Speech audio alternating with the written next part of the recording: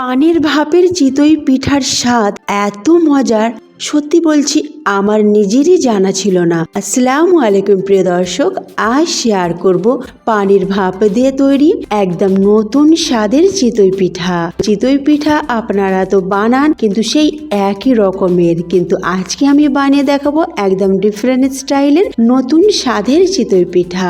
আর এটা যদি আপনারা একবার বানিয়ে খান, সত্যি বলছি আগের চিতই পিঠা তো একদম ভুলেই যাবেন। তো ভিডিওটি স্কিপ না করে দেখতে থাকুন, আপনাদের অবশ্যই ভালো লাগবে। আর ভিডিওটি যদি পুরো দেখে ফেলেন তো আপনারা আজকেই বানাবেন। চলুন শুরু করা যাক। বিসমিল্লাহির রহমানির রহিম। এখানে আমি ভাতের চাল নিয়েছি, যেই চালটা আমরা ভাতে রান্না করি রোজকার, সেই চালটাকে আমি প্রায় 10 ঘন্টার মতো ভিজিয়ে রেখেছিলাম। আর দেখি বুঝতে পারছেন কতটা চালটা মোটামুটি সাদাও হয়ে গেছে আর ফুলে উঠেছে আর নরমও হয়ে গেছে। তো এরকম চালটাকে ভিজিয়ে রাখতে হবে। যেদিনকে বানাবেন তার আগের দিনকে রাত্রে চালটা ভিজিয়ে রাখবেন, তাহলেই সহজ হবে। চালের পানিটা ঝরিয়ে আর গ্রাইন্ডিং জারে দিয়ে দিলাম, আর তাতে একটু সামান্য পরিমাণে পানি দিলাম। চালটাকে কিন্তু খুব বেশি পানি দিয়ে পেশা যাবে না।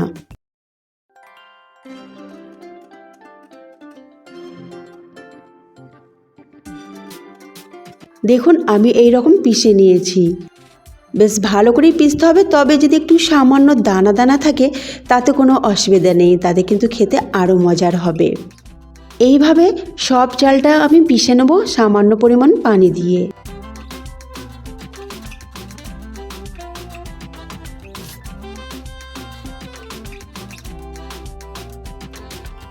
দেখুন পিষে নেওয়া হয়ে গেছে সবটা। এবারে দেখুন এটাকে একটু চটকে নেব।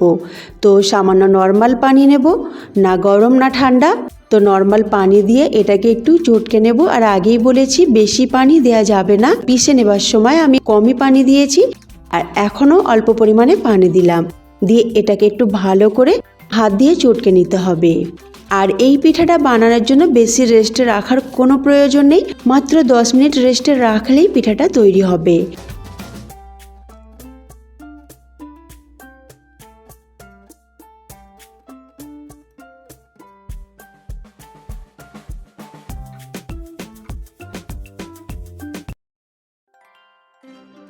দেখুন আমার চটকে নেওয়া হয়ে গেছে। এবার আমি এতে দিয়ে দেব খেজুরের গুড়। খেজুরের গুড়ের স্বাদ আর গন্ধ মাশাআল্লাহ খুবই মজার। তো খেজুরের গুড় আমি এখানে দিয়ে দিলাম এই 150 গ্রামের মতো। সেই জন্যই আমি বলছিলাম পানিটা একটু কম দেবেন, কারণ এটা লিকুইড গুড় আর এটা মেশার পর এই ডোটা অনেকটা পাতলা হয়ে যাবে। এখানে ব্যাটারের কনসিস্টেন্সিটা বেশি পাতলা করলে হবে না, একটু ঘন ধরনের হবে। এইভাবে হাত দিয়ে খুব ভালো করে মিশিয়ে নিতে হবে। তারপরে এটাকে আমি ঢাকনা চাপা দিয়ে প্রায় 10 মিনিট রেখে দেব।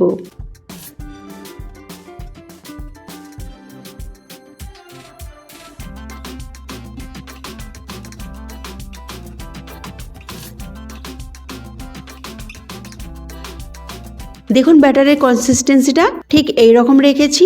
এবার এটাকে ঢাকনা চাপা দিয়ে 10 মিনিট রাখছি, এতে করে এটা আরেকটু ফুলে উঠবে।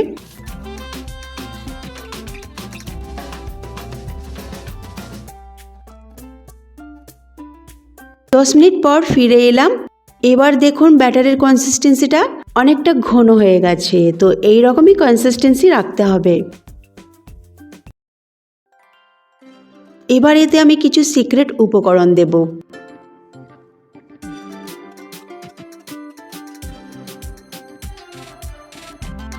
এতে আমি প্রথমেই দিয়ে দিলাম একটু লবণ। এবার দিয়ে দেবো এতে বেকিং পাউডার। বেকিং পাউডারটা অবশ্যই দেবেন, স্কিপ করবেন না। তো এখানে হাফ চামচের থেকে একটু কম দিয়েছি বেকিং পাউডার, আর একটু দুধ মিশিয়ে দিলাম। চাইলে আপনারা এখানে পানিও দিতে পারেন। আমার হাতের কাছে দুধ ছিল তাই দুধটা দিলাম। দুধ যে দিতে হবে এমন কোনো কথা নয়। এবার ভালো করে মিশিয়ে নিলাম। আর এই চালের পরিমাণটা ছিল 250 গ্রাম। তো 250 গ্রাম চালকে আমি ভিজিয়ে রেখেছিলাম, আর 250 গ্রাম চালের আমি এই পিঠাটা বানাচ্ছি। এবার আমার ব্যাটার একেবারে রেডি। তো এখানে একটা কথা বলে দিই, যখনই আপনারা পিঠাটা বানাবেন তখনই কিন্তু বেকিং পাউডারটা দেবেন। তো আগে থেকে বেকিং পাউডার দিয়ে রাখবেন না, তা না হলে তার যে কাজটা থাকবে সেটা হবে না। আর এদিকে একটা আপে প্যান নিয়েছি আর তাতে একটু ঘি ব্রাশ করে নিচ্ছি, কারণ ঘির গন্ধটা বেশ দারুণ আসবে পিঠার মধ্যে, সেই জন্য ঘি ব্রাশ করে নিচ্ছি। আপনারা চাইলে এখানে তেলও দিতে পারেন, তবে আমি এখানে সাজেস্ট করব ঘি দিতে। ঘি দিলে পিঠার টেস্ট অনেক বাড়বে। আর আপনাদের কাছে আপে প্যান না থাকলে আপনারা কিভাবে করবেন সেটাও আমি দেখাবো। তো প্রথমে আপে প্যানটা আমি ভর্তি করে নিই। আর এখানে দেখুন ব্যাটারের কনসিস্টেন্সিটা ঠিক এই রকম আছে, এই রকম ঘনত্ব রাখতে হবে, এর থেকে বেশি পাতলা করবেন না।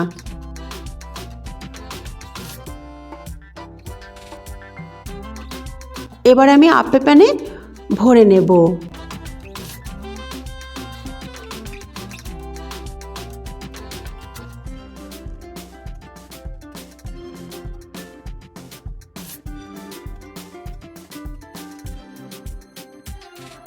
সবটা দেওয়া হয়ে গেছে, এবার একটু ঠুকে নেব যাতে ব্যাটারটা খুব ভালোভাবে সেট হয়ে যায়। এবার আগে থেকে পানি বসিয়ে রেখেছিলাম, আর ওই পানিতে একটা আমি বাসন দিয়ে দিচ্ছি। আপনারা চাইলে যদি কোনো স্ট্যান্ড থাকে স্ট্যান্ড দিয়ে দেবেন।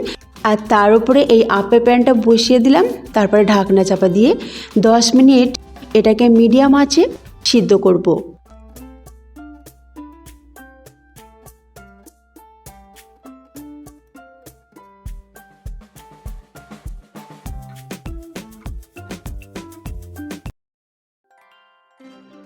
এদিকে আমি আগে থেকে 1.5 লিটার দুধ জাল করে রেখেছিলাম, সেই জাল করা দুধে দিয়ে দিলাম 4টি এলাচ আর চিনি পরিমাণ মতো,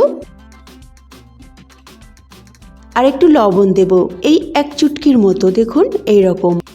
এবার এই চিনি লবণটাকে ভালো করে মিশিয়ে নেব, আর গ্যাসের ফ্লেমটা অন করে দিয়েছি। এবার এটাকে ভালো করে মিশিয়ে একটু বলক উঠলেই গ্যাসের ফ্লেমটা বন্ধ করে দেব। আর একটা কথা বলে দিই, আমি এখানে চিনিটা কম দিচ্ছি, কারণ আমি এখানে খেজুরের গুড় মেশাবো। তো আপনারা যদি গুড় না দেন তো চিনির পরিমাণটা আপনারা আপনাদের অ্যাকর্ডিং দিয়ে দেবেন।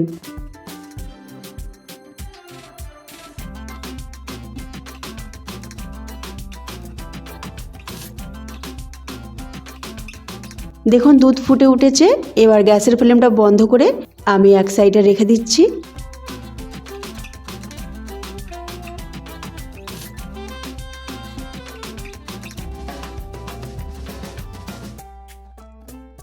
আর এদিকে যাদের আপে প্যান নেই তারা কিভাবে বানাবেন, তারা দেখুন এখানে আমি একটা বাটি নিয়েছি। এই ধরনের বাটি বা যে কোনো বাটি বা কাপ থাকলেও আপনারা বানাতে পারবেন। তো বাটি হলে ভালো হয়, একটু বড় সাইজের হবে। তো বাটিতে আমি এখানে ঘি মেখে নিচ্ছি। ঘিটা মেখে নিলে কি হবে, সহজে আপনারা পিঠাটা বার করতে পারবেন, আর ঘিয়ের একটা ঘ্রাণও দারুণ আসবে। এবারে ব্যাটার দিয়ে দিয়েছি বাটিতে, আর একটু এইভাবে ঠুকে নিলাম। আর এবার এটাকে পানির ভাপে সিদ্ধ করে নেব। এইদিকে দুধটা ঠান্ডা হয়ে গেছে, এবার এতে আমি খেজুরের গুড় মিশিয়ে দিলাম। এই 150 গ্রামের মতো খেজুরের গুড় দিলাম। আপনারা আপনাদের পরিমাণ মতো দেবেন, যে যেরকম মিষ্টি পছন্দ করেন। মিশে গেছে, এবার এটাকে এক সাইডে সরিয়ে রাখলাম। এদিকে পিঠাগুলো হয়ে গেছে, ঠান্ডা করে তারপরে আমি এইভাবে বার করে নেব। গরম অবস্থায় একদম বার করবেন না, তা নাহলে ভেঙে যাবে। যতক্ষণ না ঠান্ডা হচ্ছে ততক্ষণ রেখে দেবেন, তারপরে এগুলোকে এইভাবে বার করে নেবেন। আর দেখুন একটা আমি আপনাদেরকে ভেঙে দেখাচ্ছি কতটা নরম হয়েছে।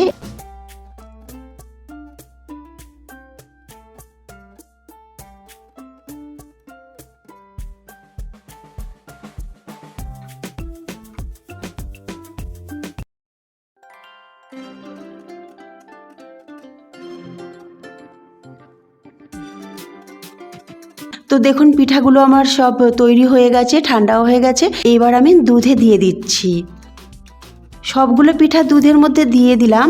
এবার দুধটাকে ভালো করে জাল করব, আর 5 মিনিট কম আঁচে এটাকে এইভাবে আমি জাল করব।